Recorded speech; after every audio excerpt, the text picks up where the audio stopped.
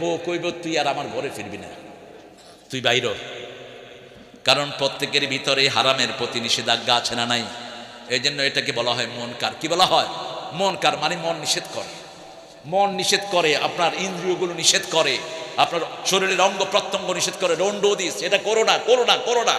আপনি দেখবেন একটা খারাপ কাজ করতে গেলে অনেক রকমের বাধা আসে, ঠিক না ঠিক?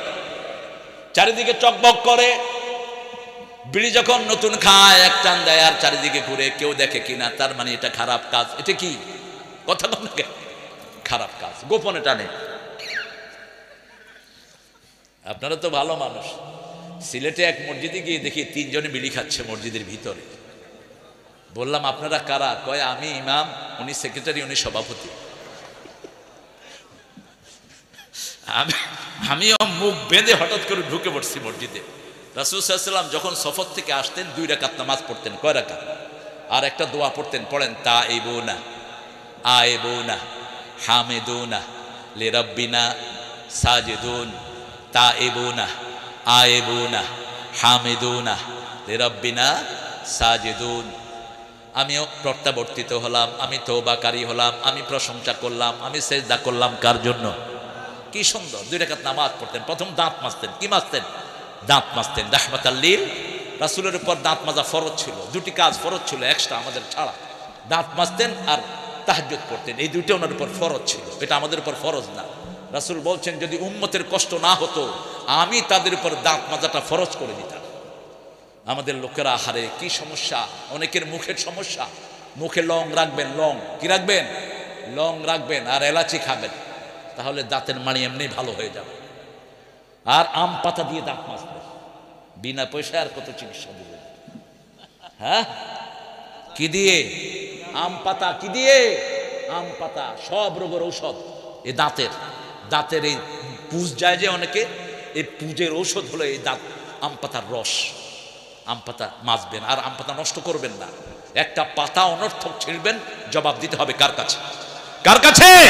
রাসূল বলেছেন কোথাও যদি বিজয় লাভ করো গাছের পাতা ছিঁড়বা না, গাছ নষ্ট করবা না, রাস্তা ভাঙবা না, মেয়ের উপর আক্রমণ করবা না, শিশুকে মারবা না, বৃদ্ধকে মারবা না। যারা মাফ চায় তাদেরকে মাফ করে দাও। সুবহানাল্লাহ বলতে ইচ্ছা করে।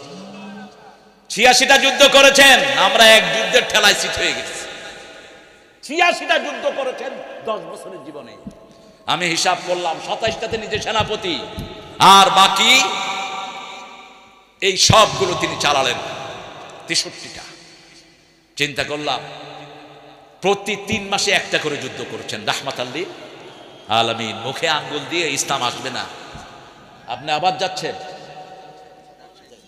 আরে হ্যাঁ, ও রাজশাহী যাবেন? একসাথে যাবো, অসুবিধা। এটা হলো ওয়ান ওয়ে ট্রাফিক। আমার কাছে একবার আসলে আমি যাইতে দেই না, আমি মেহমান, আমি না আগে যাবো। কি বলেন? আল্লাহ আমার ভাইকে কবুল করুক। অত্যন্ত সুন্দর হাসির। যাব না।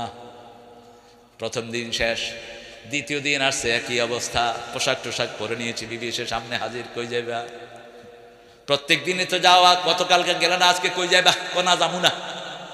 আজকেও শেষ, তৃতীয় দিনেও শেষ। রাসূলের কাছে গিয়ে দাঁড়ালেন, ইয়া রাসূলুল্লাহ আমি একটা গুনাহ ছেড়েছি, আমার সব গুনাহ বন্ধ হয়ে গেছে। বাংলাদেশের লোকেরা যদি একটা গুনাহ ছাড়তো বাংলাদেশ স্বর্ণের চেয়ে দামি দেশ হয়ে যেত। এই দেশে মিথ্যা সবচেয়ে বেশি না কম? এত মিথ্যা দুনিয়ার কোথাও বোধ হয়? হাজি আমি অবাক। রাস্তার খবর জিজ্ঞেস করেছে একজন হুজুর, বলে দিছে কয় আমি রাজশাহী যাব। দেখা দিছে নওগাঁর রাস্তা।